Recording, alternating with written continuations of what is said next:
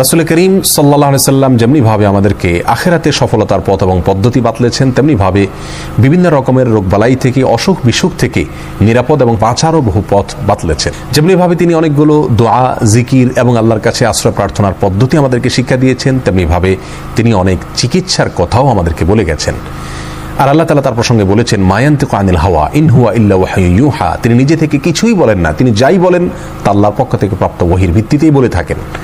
যার কারণে তিনি যত চিকিৎসার কথা বলেছেন সেগুলো ওহী, সেটা প্রত্যক্ষ হোক অথবা পরোক্ষ হোক। আমাদের জীবনে যে কোনো অসুখ বিসুখ থেকে বাঁচার আপাতদৃষ্টিতে সকল উপায় যদি বন্ধ হয়ে যায়, সকল পথ যদি রুদ্ধ হয়ে যায়, তবু একজন মুমিন হিসাবে নবী আলাইহিস সালামের বাতানো সে সকল সর্বরোগের মহৌষধ বা চিকিৎসাগুলো আমাদের জন্য সবচেয়ে বড় এবং শেষ অবলম্বন হিসাবে ঠিকই থেকে যায়। আজ আমরা তেমন 5টি চিকিৎসার কথা বলবো, যেগুলোতে আল্লাহ সুবহানাহু ওয়া তাআলা সকল রোগবালাই থেকে, সকল অসুখ বিসুখ থেকে নিরাপদে এবং সুস্থ থাকার উপাদান নিহিত রেখেছেন। তার ভিতরে সর্বপ্রথম যে বিষয়টি কথা বলবো তা হলো কালোজিরা।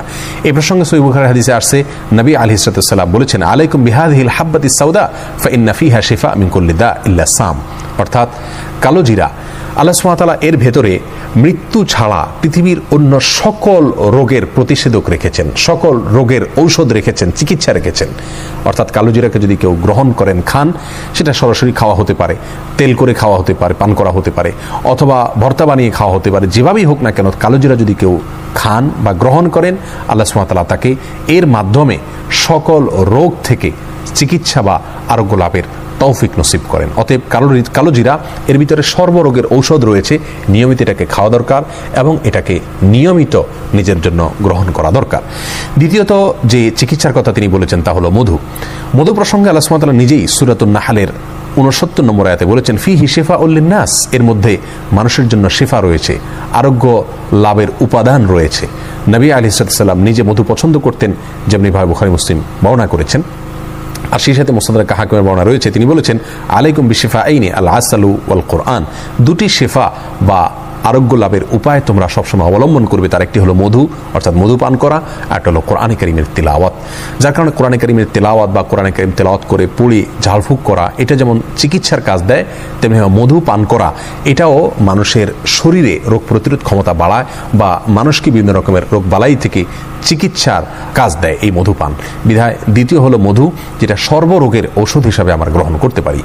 তৃতীয় হলো হেজামা বা যেটাকে আমরা শিঙ্গা লাগানো কথা বলি। এই হেজামা বা শিঙ্গা লাগানো এটাও সর্বরোগের মহৌষধ। নবী সাল্লাল্লাহু আলাইহি সাল্লাম নিজে হেজামা গ্রহণ করতেন এবং সহিহুল জামের বর্ণিত হাদিসে আসছে, তিনি বলেছেন, কানাত লাহু শিফা মিন কুল্লি দা, যদি কেউ বিশেষ কিছু সময় আছে, সময়গুলোতে হেজামা গ্রহণ করেন, তাহলে তার সকল রোগ থেকে আল্লাহ সুবহানাহু ওয়া তাআলা আরোগ্য লাভ করার তৌফিক তাকে নসিব করেন। সকল রোগের শেফা হিসাবে এটি তার জন্য কাজ করে। তাহলে তৃতীয় নম্বর হলো হেজামা বা শিঙ্গা লাগানো। 4 নম্বর হলো জমজমের পানি পান করা। জমজমের পানি প্রসঙ্গে সহিহ মুসলিম হাদিসে আসছে, নবী আলাইহিস সালাম বলেছেন, শিফা ও সাকামিন, অর্থাৎ জমজমের পানি এটা রোগের জন্য ঔষধ। এখানে কমন ভাবে তিনি বলেছেন, সাধারণভাবে বলেছেন, তার মানে সকল রোগের জন্য ঔষধ এই জমজমের পানি। অনেক বর্ণনায় আসছে, মা ও জমজম লিমা শুরিবালাহ, অর্থাৎ জমজমের পানি যে উদ্দেশ্যে পান করা হয়, কোনো রোগ বালাই থেকে বাঁচার জন্য যদি উদ্দেশ্যে পান করা হয়, আল্লাহ সুবহানাহু ওয়া তাআলা সেই উদ্দেশ্য পূরণ করেন, অর্থাৎ তাকে আরোগ্য নসিব করেন। এই হাদিসের সনদ নিয়ে কোন মুহাদ্দিস কথা বললেও এটি হাসান পর্যায়ের বা গ্রহণযোগ্য পর্যায়ের। তাহলে জমজমের পানি এটাও সর্বরোগের একটি মহৌষধ, সর্বরোগের একটি কমন চিকিৎসা এবং নববী চিকিৎসার মধ্য থেকে একটি হলো জমজমের পানি। আমি ব্যক্তিগতভাবে এমন কয়েকজন লোককে চিনি যাদের বিভিন্ন দুরারোগ্য ব্যাধি ছিল এবং সে সমস্ত ব্যাধি থেকে আত্মরক্ষার জন্য, চিকিৎসার জন্য তারা পৃথিবীর যত চিকিৎসা হতে পারে তার সবগুলো তারা গ্রহণ করেছেন, কিন্তু সকল চিকিৎসাই ব্যর্থ হয়েছে।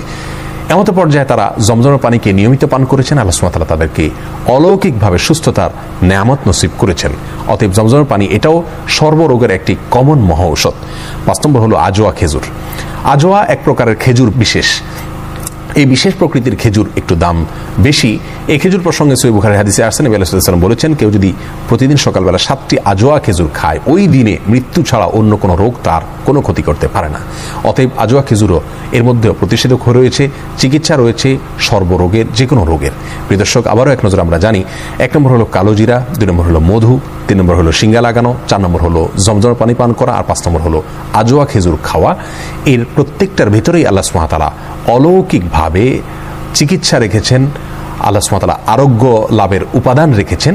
বিধায় যে কোনো দুরারোগ্য ব্যাধি থেকে বাঁচার জন্য অথবা আত্মরক্ষার জন্য, চিকিৎসার জন্য, আরোগ্য লাভের জন্য আমরা এই উপায়গুলো অবলম্বন করলে আল্লাহ সুবহানাহু ওয়া তাআলা আমাদেরকে রক্ষা করবেন এবং হেফাজত রাখবেন। সেই সাথে আমরা নবী আলাইহিস সালাম বাতানো বিভিন্ন দোয়া এগুলো আমরা অবলম্বন করতে পারি। বিসমিল্লাহিল্লাযী লা ইয়াদুররু মা ইসমিহি, সকাল সন্ধ্যা 3 বার, আরও যে সমস্ত দোয়া আছে সেগুলো পাঠ করা। সেই সাথে সূরা ফাতিহা, এটা সকল রোগের জন্য কমন একটা অলৌকিক চিকিৎসা। এর মাধ্যমে সূরা ফাতিহা পড়ে আমরা কোনো পানিতে ফু দিয়ে পান করলে অথবা কোনো কিছুতে ফু দিয়ে সেটা খেলে আল্লাহ সুবহানাহু ওয়া তাআলা এর মাধ্যমে আমাদেরকে চিকিৎসা এবং আরোগ্য লাভের তৌফিক নসিব করবেন। প্রিয় দর্শক, আল্লাহ তাআলা আমাদের সবাইকে নিরাপদে রাখুন, সুস্থ রাখুন, স্বাভাবিক রাখুন।